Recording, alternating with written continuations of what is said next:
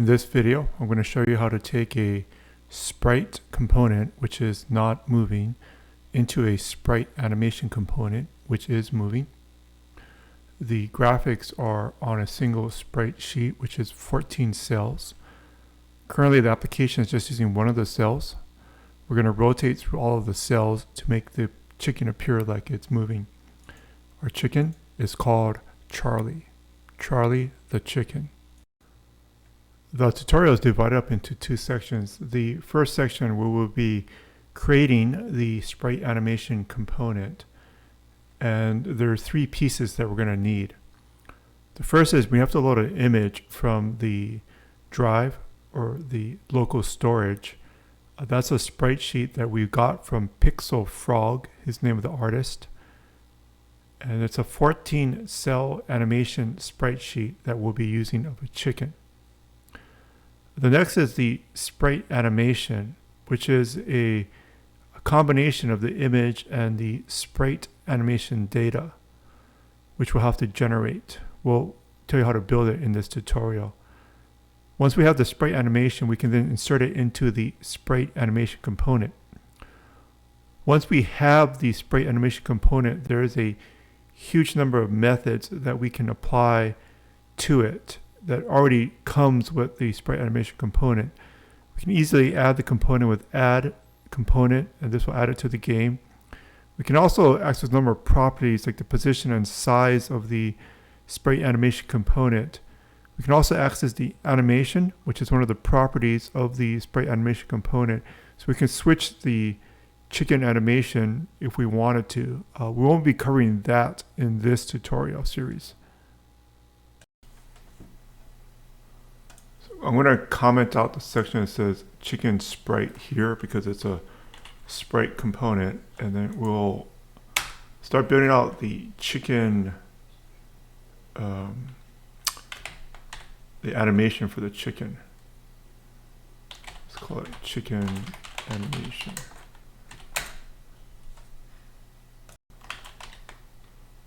Sprite animation. Let's grab it from the frame data. So we have our chicken image. And then we need some sprite chicken data. Maybe I'll just grab it right here. Sprite animation data. We use sequenced.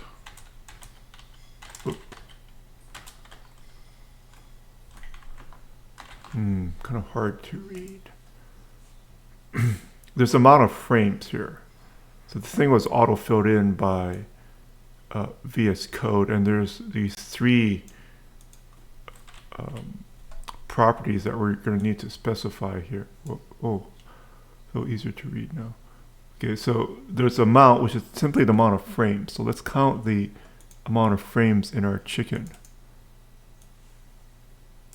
So if you count it, there's going to be 14. So we'll fill in that number 14. It's just a number of frames. So there's 14 pictures of the chicken in our sprite sheet. The step sign is the time between frames. So we're going to go with maybe 0.1. So it's the amount of seconds between the frames. So it's going to be going maybe a little slowly at 0.1 seconds. So 10 frames a second, basically. And then we have the texture size per frame. And we know that it's 32 by 34. So we now have our chicken animation, but we still need to put into this chicken animation component. And we don't have one here. Late. We'll just call it chicken. Late sprite animation component will be, I'll just call it chicken.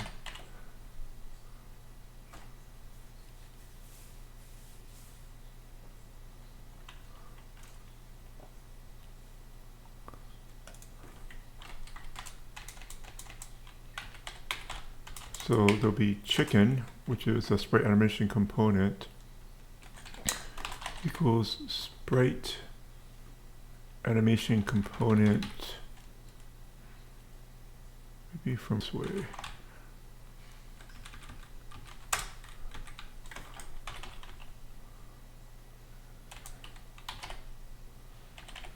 Animation equals chicken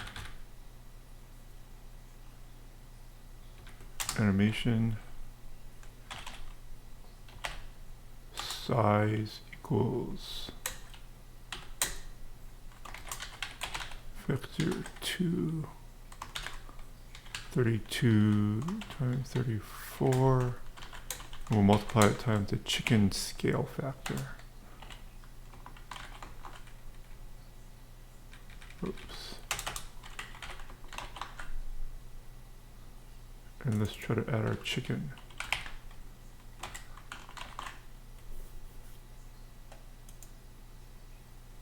Oh, our chicken is now running. Okay, I think we want to push it in a bit.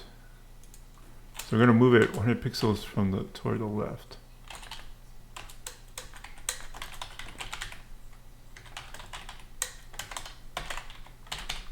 Oh.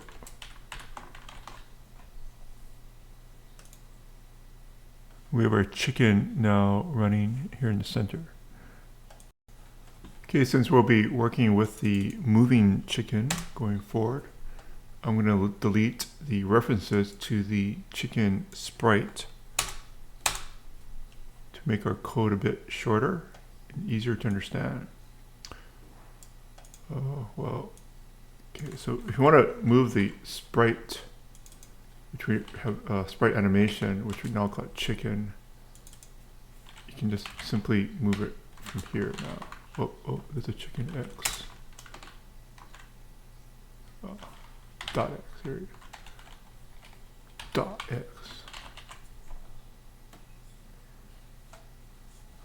So we would need to flip the sprite animation because he's walking that way.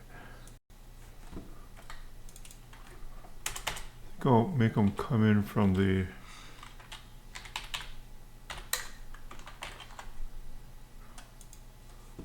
right side of the screen, so he looks a little bit more normal. Charlie the chicken is kind of falling.